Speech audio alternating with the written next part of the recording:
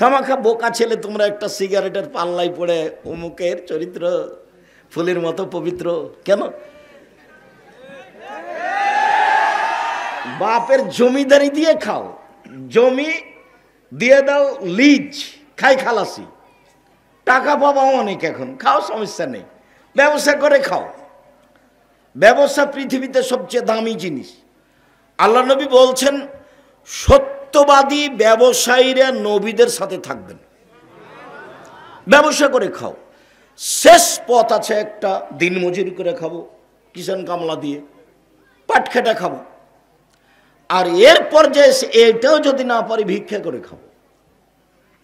এটা ভালো নয়, তবে জায়েজ। দোকানে বসে মানুষের বদনাম করে পরকাল হারাবো মানে, আর মানুষের পিছনে পিছনে একটা সিগারেটের পাল্লায় পড়ে ঘুরবো মানে, ওখানে কেন আমি? না, কোনো দিন নয়। তুমি আমার বক্তব্যের সময় তো মুনাফিকি করিও না। তোমার জন্য এসেছি আমি তোমার বাড়ির মানুষ, এ কথাই ঠিক, তবে আমি সব সময় আসতে পারি না, এ কথাও ঠিক। আমি এই গ্রামের সন্তান, এই গ্রামের মানুষ আমি, এ কথাই ঠিক। চাঁপাই নবাবগঞ্জের মানুষ আমি, এ কথাই ঠিক। আপনার সাথে আমার ভালোবাসার সামান্যতম দুর্বলতা নেই, এ কথাই ঠিক। এরপরেও ইচ্ছা করলে আমি আসতে পারবো না, এ কথাই ঠিক। আমি আজকে আপনার সামনে কথা বলবো এই জন্য শুধু ঢাকা থেকে আসছি। কালকে সকালে রাজশাহীতে ক্লাস নিয়ে আমি যাব ঠাকুরগাঁ, ঠাকুরগাঁ থেকে আবার ঢাকা যাব। মানুষের দাবি দেওয়া খুব বেশি, তো মানুষের দাবি দেওয়ার সাথে যতদূর পারি টিকে থাকার চেষ্টা করি। এরই ফাঁকেও কিছু ভাঙাচোরা যা পারি লেখালেখি করার চেষ্টা করি। তো নিজের সুবিধা ভোগ করতে চাইনি কোনোদিন, নিজে কিছু করব এটা কোনোদিন হিসাব করিনি। জাতির সামনে লৌকিকতা দেখিয়ে কিছু করব এটা প্রয়োজন মনে করিনি, কোনোদিন প্রয়োজন মনে করিনি। পোশাক দিয়ে মান অর্জন করতে হবে, কোনোদিন প্রয়োজন মনে করিনি। বিজ্ঞাপন পোস্টার দিয়ে মান অর্জন করতে হবে, এইটা কোনোদিন প্রয়োজন মনে করিনি। বিমানবন্দরে যে কোনো জায়গাতে দেশে বিদেশে গেলেই দেখি খালি পিছনে পিছনে মানুষ এমনি দৌড়াচ্ছে, বলে যে কি লাগবে বলেন, কি করতে হবে। কোনোদিন সুবিধা সম্মান ভোগ করার জন্য কোনোদিন চিন্তা করিনি।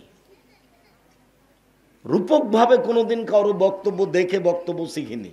বাস হাদিস মুখস্থ করেছি, অনুবাদ করি, আলহামদুলিল্লাহ। আর শক্তভাবে তদন্ত করি। সহজে কোনো কথা নিয়ে কেউ হাসি খেলি করবে, এটা পারবে না, একবারে ঘুঘুরা তুলে দেব। মানে ওই দিক খুব শক্ত আছে, আলহামদুলিল্লাহ, ইনশাআল্লাহ, আলহামদুলিল্লাহ। এই যে বলেছি 30 বছর হলে যে দোয়া মিথ্যে, এই যে বলেছি যে এক পাতা একবার দোয়া খাতম করুন, এক পাতা। এমন কোনো মায়ের বেটা পৃথিবীতে জন্ম নেয়নি যে কোনো ভাষায় যে প্রমাণ করতে পারে এটা আল্লাহ নবীর দোয়া। আমার বুকে বল আছে, আমার একটা সাহস কাজ করে। আমি কোরআন হাদিস বুঝি, ভাঙাচোরা হলেও বুঝি। আর বড় বড় বিদ্বান আমার সামনে থাকে। ফতোয়া বোর্ড যেদিন হয়, যারা দেশ বিদেশের, যারা সৌদি আরব থেকে এসেছে, যারা ইন্ডিয়া থেকে এসেছে, বড় বড় বিদ্বান, তারা আমার সামনে থাকে। তারাও সম্মান করে চলার চেষ্টা করে, অথচ আমি মনে করি আমি কিছুই না। তো আমার চর্চাতে এগুলো মিথ্যা, এগুলো ধর্ম নয়। যার কারণে আমি বলেছি দেশের শতকরা 95 জন বক্তা মিথ্যু। কেউ খালি যদি বলে আমার সামনে যে আমার বক্তার মিথ্যা দেখান, তো ওকে একেবারে মাটিতে মিশিয়ে দেব। খালি মুখ খুললেই দেখাবো যে এটাই মিথ্যা, এটা মিথ্যা, এটা মিথ্যা, প্রমাণ করাও দেখি। 98 জন মুফাসসির মিথ্যুক বলেছি। কতজন শতকরা? 98 জন মুফাসসির মিথ্যুক। আমার এক চাচাতো ভাই মারা গেছেন, ও সুলতানগঞ্জে বক্তব্য শুনতে এসেছে এক মুফাসসিরের, আমি নাম বলছি। তো গিয়ে বলছে তাফসির যে করলো, খুব যোগ্য আলেম, কি তাফসির করলো ভাই, তোরা ওগুলো জানিস না? আহারে ঠিক আছে, আমি জানি না, তো কি সেটা বলেন না। না তোরা ওগুলো জানিস না, ওই তাফসির তোরা জানিস না। কিছু বলবেন তো? বলছে তাফসিরে বলল, জীবনে এটা শুনিনি, যে আদম আলাইহিস সালাম ঘুম থেকে উঠে দেখেন পাশে একজন সুন্দরী মহিলা বসে আছেন, হাওয়া। তো একটু হাত বাড়ালছেন, তখন ফেরেশতা বলছেন থামেন। তো আদম আলাইহিস সালাম বলছেন কেন? বলে মোহর দিতে হবে। ফেরেশতা বলছেন কি? মোহর দিতে হবে। তো আদম আলাইহিস সালাম বলছেন যে মোহর আবার কি? মোহর কি জিনিস? তখন ফেরেশতা বলছেন 1000 বার মুহাম্মাদের নামে দুরূদ পড়ে দিতে হবে, এইটা হলো মোহর। আমার চাচাতো ভাই মুফাসসিরের তাফসীর শোনাচ্ছে। তখন আমি আমার চাচাতো ভাইকে বললাম ওই মুফাসসিরকে 80 লাঠি পিটাতে হবে। হতো আমি দিলাম। কেন? উনি আদম আলাইহিস সালামের উপরে মিথ্যা আরোপ করেছেন। আল্লাহ বলেছেন আদমকে আমি সব কিছু শিখিয়ে দিয়েছি। পৃথিবীতে সবচেয়ে বড় বিদ্বানকে? আদম আলাইহিস সালাম। আদম আলাইহিস সালামের চেয়ে বড় বিদ্বান পৃথিবীতে কেউ জন্ম নেয়নি। আল্লাহ বলছেন ওয়াল্লামা আদামাল আসমা কুল্লাহা, সব কিছুর নাম পৃথিবীতে যা ছিল, যা আসবে, কিয়ামত পর্যন্ত যা হবে সব আদম জানতেন। পৃথিবীর সবচেয়ে বড় বিদ্বান, সব জানতেন, আর বউকে কিভাবে হালাল করতে হবে সেটাই জানতেন না। ধর্ম পাগল হয়ে গেছে। ধর্ম রাজশাহী চামচের হাওয়াই লাড্ডু, दोनों हाथ में लड्डू हो जो चाहे उसको खा ले, जो चाहे उसको छोड़ दे। ভুল হিসাব। আপনার মুফাসসিরকে তওবা করতে হবে, বলে দিলাম।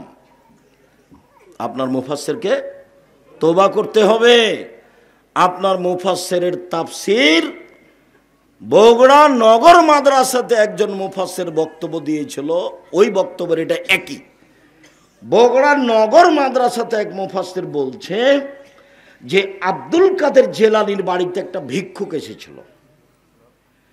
তো আব্দুল কাদের জেলানির মা ভিক্ষা দিতে গেছে। তখন ভিক্ষুক আব্দুল কাদের জেলানির মাকে দেখে আসক্ত হয়েছে। তো আব্দুল কাদেরের মন খারাপ হয়ে গেছে পেটের ভিতর থেকে। তো পেটের ভিতর থেকে বের হয়ে ভিক্ষুককে মেরে দিয়েছে।